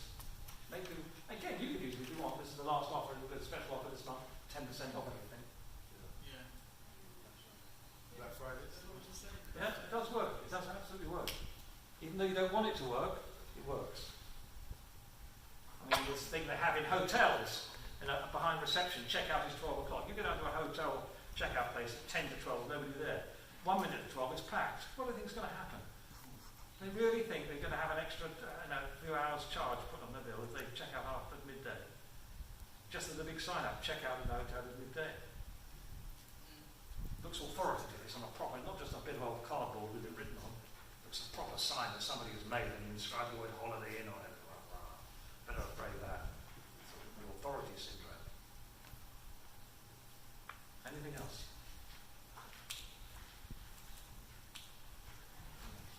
So there's one last thing. I mean, if any of you want in your corporations, if any of you want to use us for any of your stuff, then we will come along and discuss. You know, you can use us as consultants on your sales. We can run sales training for you, up to 10 people at a time. We've got special offers on all the while. Or you can just use us for bits and pieces of everything else. But we're here to help. I mean, Vonley said earlier, there is a need for this now. Everything is changing. But if you're thinking of setting up businesses or expanding a business, this is a great time to do it.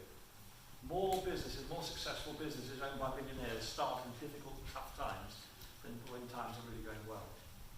Most of your competitors will be sitting on their hands at this very moment, hoping it's all going to go away. Brexit's going to be a total mess. None of your competitors aren't going to want to do anything. You be out there doing stuff. Because people don't start buying stuff in difficult times. Rich people buy more stuff. Rich people buy more stuff. Have you got the... No, you haven't. It doesn't matter. Now, if any of you would like to engage with us after this, and talk to us about specific problems you have, want wanted to raise today, that's perfectly all right. But as I say, if you leave it with one meeting, one message, it's stop telling, start asking questions. And I promise you, as I say, I don't work hard, but selling in this way, 2 or 3 days a week, it's given me everything I want. I've got the Bentley, I've got I used to be a flying instructor at Beacon Hill and all those sort of things. I like doing all those things. They're not cheap, they're expensive. Any one of you can do the same. Just by being a quite good salesperson. They have to be brilliant. I'm certainly not a brilliant salesperson. I'm good enough. Any one of you can do exactly the same. If you want to. Depends on what you want to do. But now I have to tell you, what we're going into now with Brexit and everything else is a great time to start a proper sales push. What do people want most of all in this sort of environment, you know? Security. Yep, confidence and safety. And if you can demonstrate that you can provide that in whatever area you work, you are quids in. Quids in. Confidence and safety are the two things that people crave during tough times. What should we do? What should we do? In any area that involves it. You be the person that comes along and says, okay, I understand the problem. Let me put my arm around you, maybe not really, but let me put it and I'll help you solve the problem. Now, first of all, tell us what the problem is. Well, I don't really know. Go through your questions. How worried are you about that? How concerned are you about this? How much of a headache is that? Is it a bit of a nightmare? What keeps you awake at night? You get a good picture. You're still too early for you.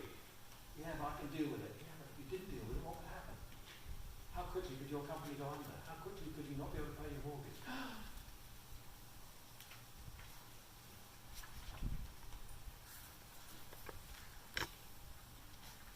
So that's it. Ask more questions. Stop trying to communicate value. Try to create value. And prepare before you go to see any customer. Prepare what you're going to ask them. Don't hope against hope that somehow the news is going to come upon you in the office. Because you'll be walking up the street after and say, why didn't I ask him now? Why didn't I ask him something else? You have to prepare. And most people don't. If you don't do this, you're going to be back into talking brochure now. If you suddenly find yourself doing talking brochure, you've got to have a conversation with yourself and really give yourself a good kick up the butt. Say, stop doing this. Lovely to talk to you. If anyone wants anything else, please let me know, but thank you very much indeed.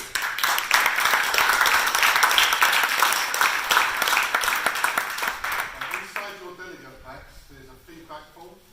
Alright, I hope you enjoyed that. This is the first event. Every quarter we're going to be running them, and we're going to be running lots of events in between. I'd appreciate if you take the time with the delegate pack and give us some feedback on the event so we can improve it for you. And there's also a sample of the research that I'm doing at Birkbeck University at the moment. I'm not expecting you to fill that out today, but we will send you an electronic version of it, so I'd appreciate when you've got some time that you reflect on it and contribute to that research as well, because I can assure you there's going to be some fantastic things going on. Like I said to you earlier, we're looking at the old school masters, we link to the new school millenniums, and we're looking to create a hybrid type salesperson going forward. The UK will be the leader in sales psychology and in going forwards with sales. We will defeat the rest of the world, especially post Brexit. So I thank you for your time and please contribute to all the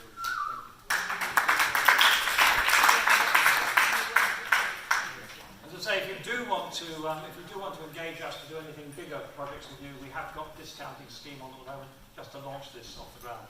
But just ask Vonley. There's a stand outside. Anyone who's interested, please fill it out and we'll come back to you.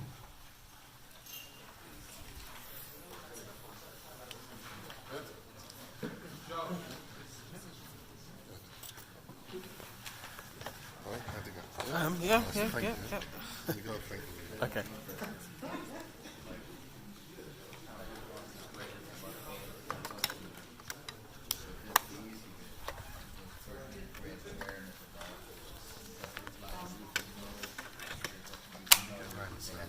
Yeah, go for it.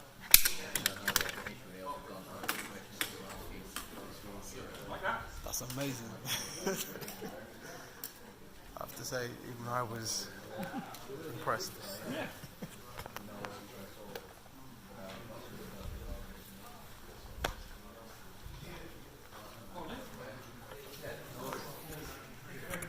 What's your business? We are selling accounting software to Big Four and like other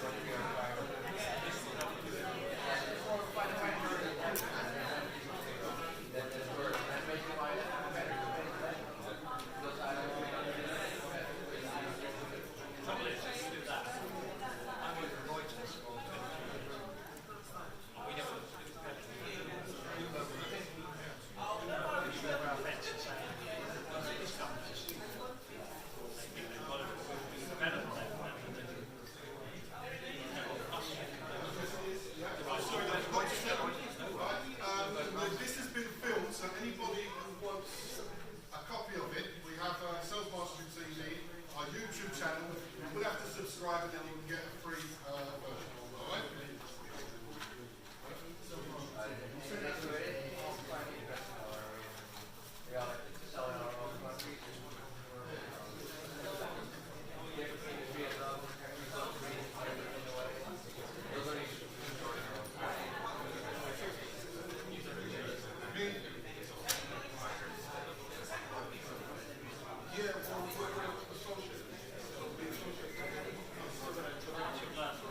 We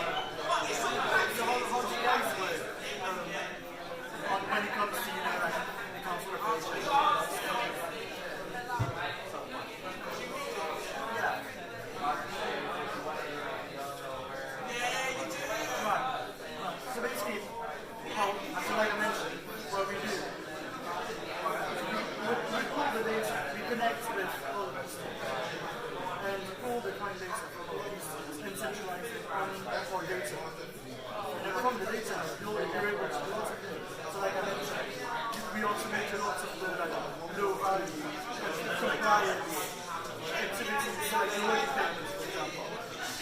Just automatically off the data. And the only thing that you actually have to do is just do the reconciliation, which is check your report. In that sense, you don't have to, go fetch the data from zero, from QuickBooks, from Sage, put it all in an Excel file, and then do the calculation on Excel, and then send it to the client. It's just like the information's already there, you just have to do a plain action, and then your boss is going to be like, I validated this. Once you have the data, once you have the data, that's when you're able to like do the advisory stuff. Because the most essential is how the company is going to make the most money. So like you're able to do reports literally like the click of a button. So you're like, I want profit loss, and you'll just do it automatically. It'll do loads of other reports, but then you're able to show the guys on the platform. So you know that. And again, like submit it, just need to like statutory. Well, we find we do a lot better than like other institutions. Is that we're not one more software. We're just the software that eventually they'll just end up using rather than like Sage QuickBooks, zero errors, CCH, all of that stuff. That just makes it a lot more visible for actual accounting. The calculation part of the work just explains it. What did you think?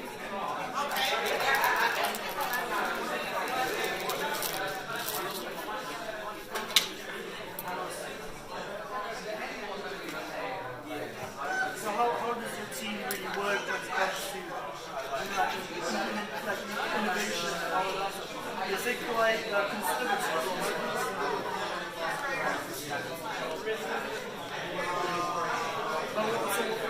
Why is that? Is it because I don't know, the partner will have worked with certain systems for like 30 years? Was this fine, by the way? End of session, yeah. Keep back. Yeah,